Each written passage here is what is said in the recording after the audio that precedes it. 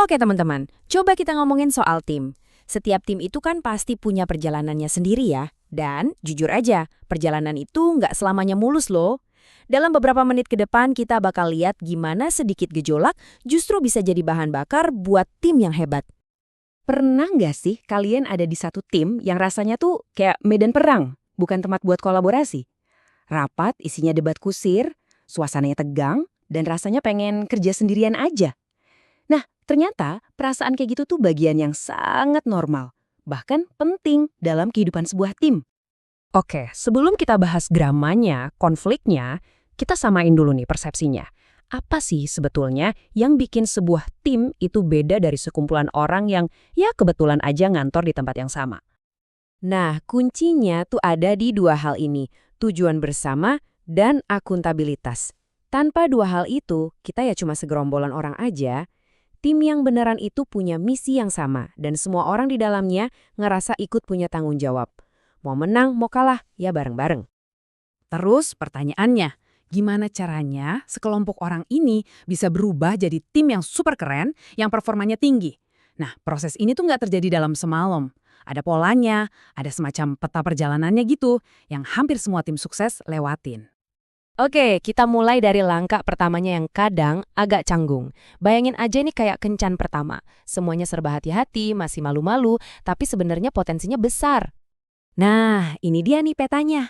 Ada 5 tahap utama. Forming atau pembentukan, storming atau gejolak, norming atau penyesuaian, performing atau kinerja, dan adjourning atau pembubaran. Yuk kita kupas satu persatu biar kebayang. Tahap pertama, forming. Atau gampangnya fase jaga image. Tahu kan? Semua orang masih sopan-sopan, masih coba jadi versi terbaik dirinya. Fokusnya cuma satu, gimana caranya biar diterima sama yang lain, dan aturan mainnya gimana sih di sini? Semuanya aman, nyaman, tapi ya gitu, penuh ketidakpastian.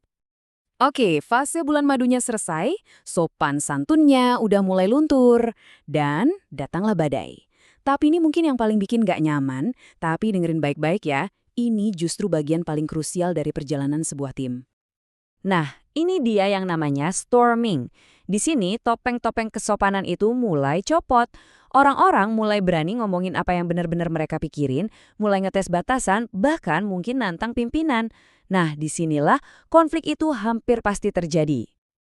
Tapi pertanyaannya, emang semua konflik itu jelek ya buat tim? Kita kan sering banget diajarin buat ngehindarin konflik. Tapi gimana kalau saya bilang konflik yang sehat itu justru bisa jadi bensin yang bikin tim jadi lebih inovatif dan kuat? Gimana tuh? Nah, ini bedanya penting banget.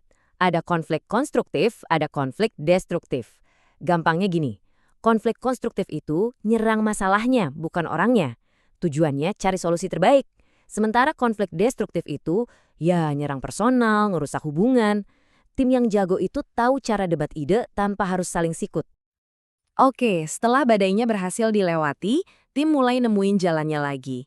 Nah, fase ini tuh soal gimana caranya mengubah bekas luka dari konflik tadi jadi fondasi yang bikin mereka makin solid. Masuk kita ke tahap norming. Di sini nih, tim akhirnya mulai klik. Aturan mainnya udah jelas, orang-orang udah saling tahu plus minusnya masing-masing, dan yang paling penting, rasa percaya itu mulai tumbuh. Mereka akhirnya kerja sebagai sebuah tim, bukan lagi cuma individu-individu yang jalan sendiri-sendiri. Dan inilah puncaknya, tahap performing. Di sini tim udah kayak mesin yang diminyaki dengan baik. Nggak ada lagi energi yang kebuang buat drama internal. Fokusnya cuma satu, ngerjain target bareng-bareng. Disinilah sinergi itu kejadian, dan hasil-hasil yang luar biasa mulai kelihatan. Jadi kalau kita bongkar nih, apa sih rahasianya tim-tim yang udah di level ini? Biasanya ada beberapa ciri khas. Tujuannya jelas banget, rasa saling percayanya tinggi, komunikasinya blak-blakan tapi tetap hormat, peran tiap orang juga jelas, dan yang terpenting, semua orang merasa ikut bertanggung jawab atas hasilnya. Banyak orang mikir ceritanya selesai di tahap performing. Tim udah jago, udah sukses, selesai. Eits, tunggu dulu. Ada satu tahap lagi yang sering banget dilupain. Padahal ini penting banget buat kasih penutupan yang manis. Namanya tahap adjourning atau pembubaran. Proyeknya kelar atau timnya mungkin dirombak buat tugas baru. Ini bukan cuma soal dadah-dadah ya. Ini momen buat ngerayain kemenangan, ngasih apresiasi ke semua orang, dan ngasih penutupan emosional, biar semua bisa move on ke tantangan berikutnya dengan perasaan lega. So, kalau ada satu hal yang paling penting dari obrolan kita kali ini, ya ini dia. Kerja tim itu bukan tujuan akhir, tapi sebuah proses. Proses yang naik turun, kadang maju, kadang mundur. Intinya adalah gimana kita terus belajar dan beradaptasi bareng-bareng.